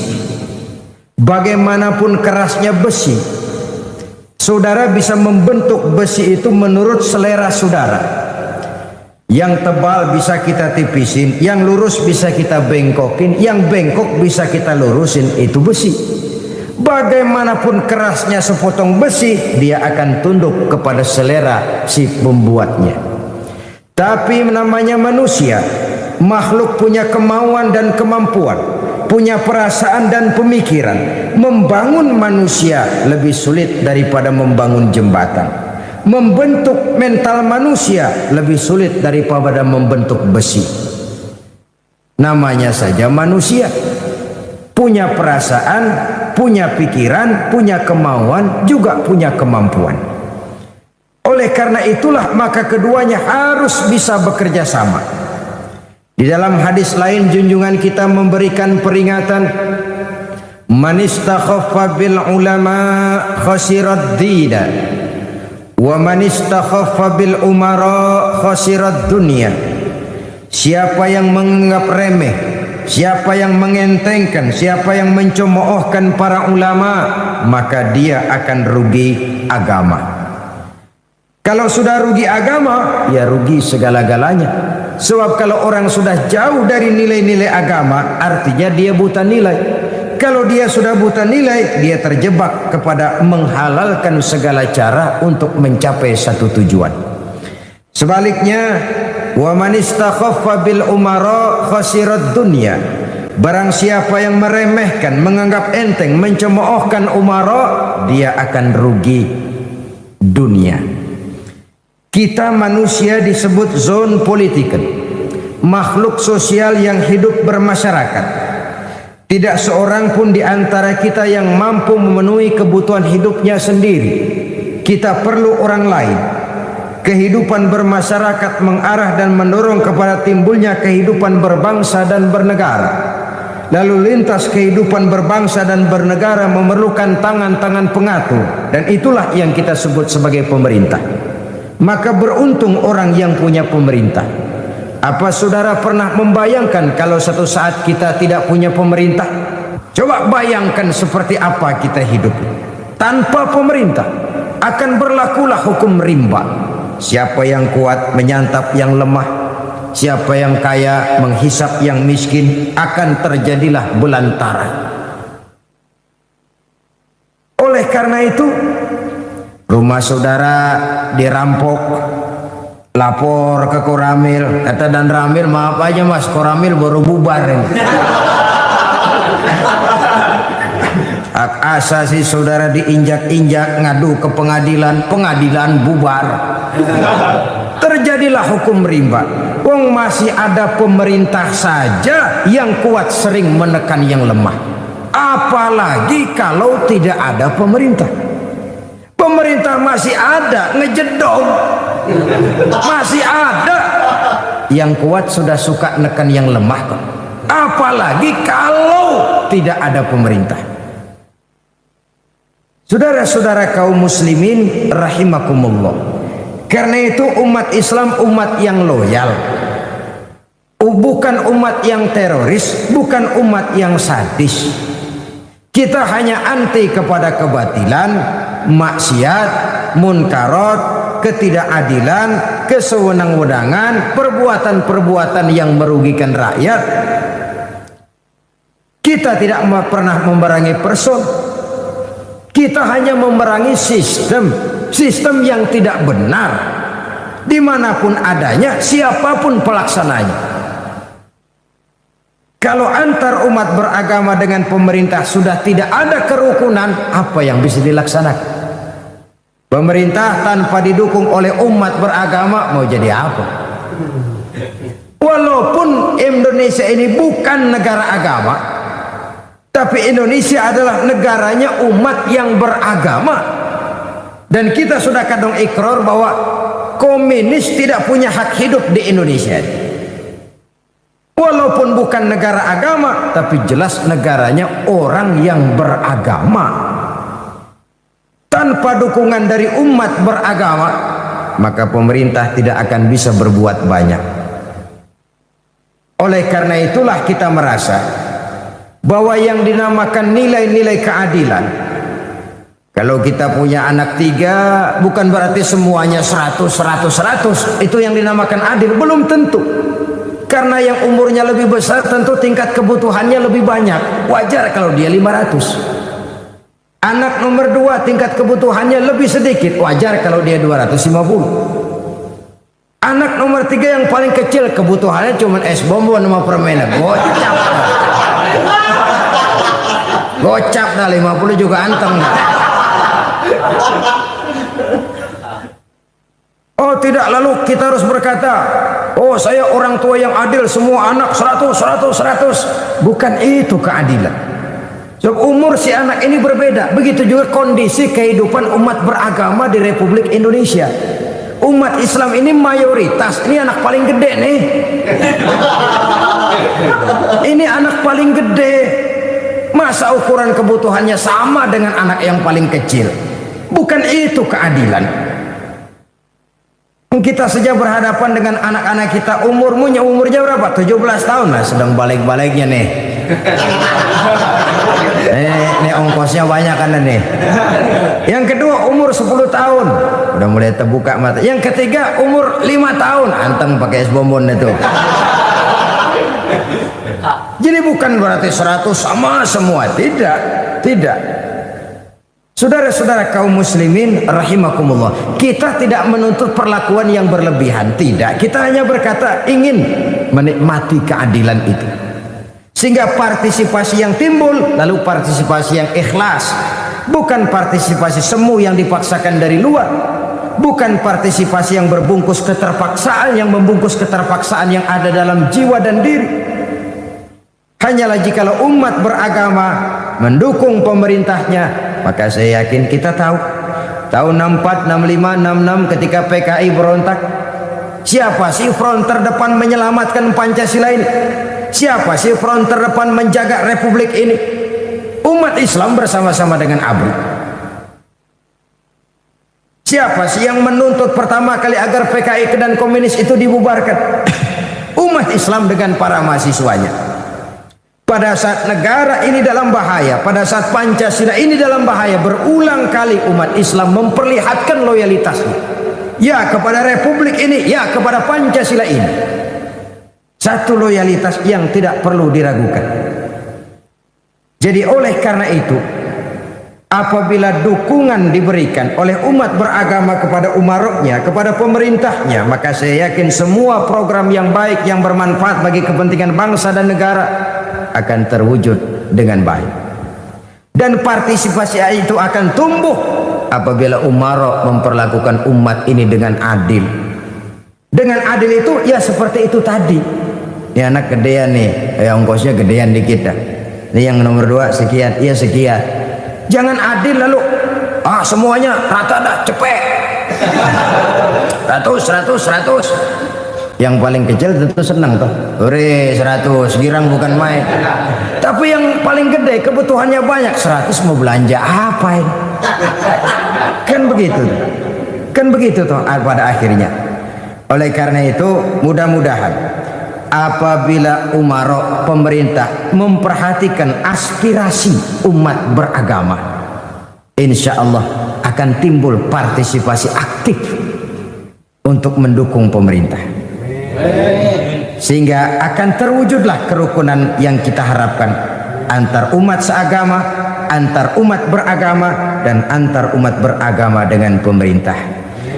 Inilah saja yang kita bicarakan pada pertemuan kita kali ini. Terima kasih banyak atas segala perhatian. Mohon maaf atas segala kekurangan. Usikum wa nafsi bitaqwallah. Wassalamualaikum warahmatullahi wabarakatuh.